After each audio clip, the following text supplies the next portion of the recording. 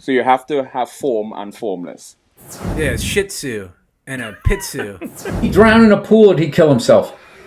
I don't want to get into it. This is supposed to be lighthearted. You are a juggernaut. You are, you know what you are? You're my... So that makes you a baby backwards tit-sucking. In my bathtub, is that okay? You know, I was hoping you would be in your bathtub, but not like this. Boy, killing it, boy, killing it. I don't know exactly. No, actually, I moved to Los Angeles to work at A&M Records to get in the record business. Little bitch. How did you research to play that role? I have a toaster oven tattooed on my ass. It's not, you know, with chips in it. Oh, soft, like Coke, Pop, you know, 7-Up. Yeah. I really enjoy 7-Up.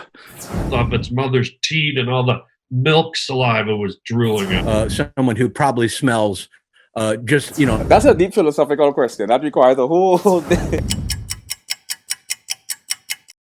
One form to another. So you might get into, you might have a breakup, or you might fall in love with a girl or a crush, and she might reject you. So you could take that rejection, you could take that pain, and in alchemy they call it. Boy, killing it, boy, killing it.